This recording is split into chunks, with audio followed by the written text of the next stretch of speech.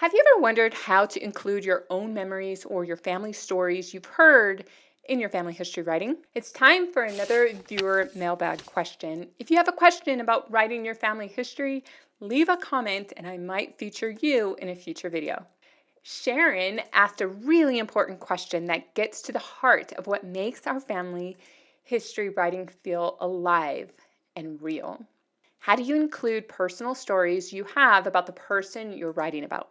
Let's walk through how I do it and why it works so well. And if you've wrestled with this, go ahead and tap the like button so I know I'm not alone. I always begin with the backbone of the person's life using documents.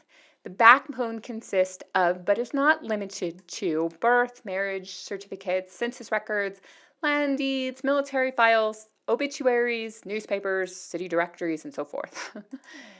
The details often initially are arranged in chronological order, providing a clear timeline and helping me stay grounded in what we know, things we can verify. It also allows readers to stay oriented and trust the story covers all the facts. We want the trust of our reader if we're going to tell them those personal stories. Now, do you start your stories this way or do you jump right into the fun stuff? Let me know in the comments. I'd love to compare notes. But here's where the story shifts from a list of facts turned into paragraphs into something more meaningful. After I build the timeline, I weave in the personal stories. I do that right where they fit in the flow of the person's life. Think of it like this. The documents give you the foundation and framework of your house. Personal stories and custom details added to the home differentiate your house from mine or your neighbor's. Personal stories are like the siding, window coverings, light fixtures, and furniture of your home. When you have access to personal anecdotes, include them. So here's an example from a viewer's family. Erin was writing about her great-grandfather who lived in rural Texas in the 1920s. The 1920 census showed him with his wife and kids on a little farm. Now, that's fine information, but it's dry.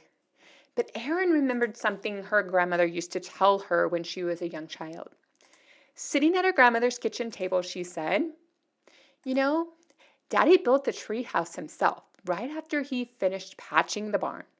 He used leftover lumber and nothing went to waste back then." That's a personal story, a little memory.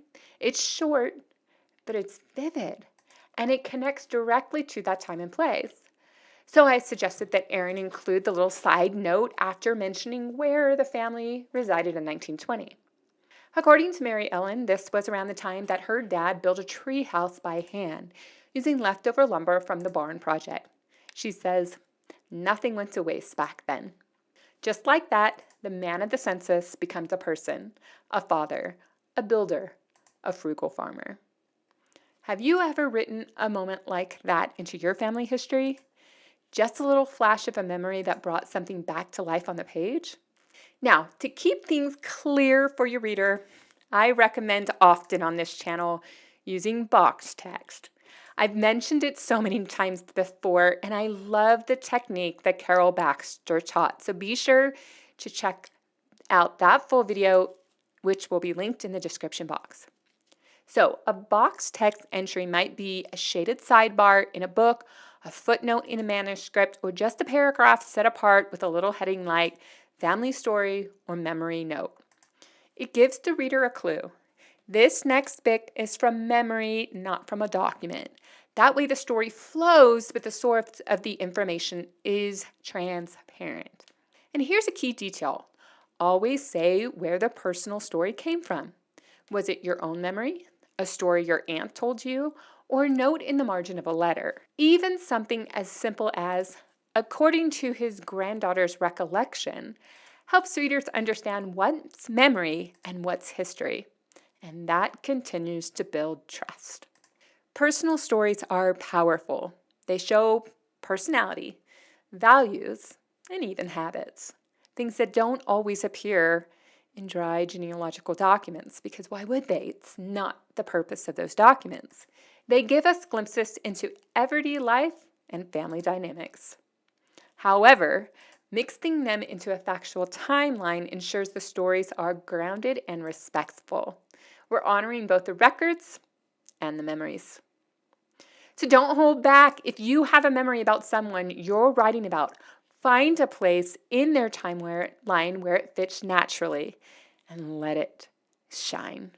The memory doesn't have to be a long chapter. It can be a sentence or two, and it can make all the difference in your stories. If this tip gave you a new idea for your writing, go ahead and hit the like button or share this video with someone who is struggling to write their family story. And I'd like to hear what memory you're thinking about including in your family narrative. Drop it in the comments, even if it's just a sentence, because that might be the sentence that brings someone back to life on the page.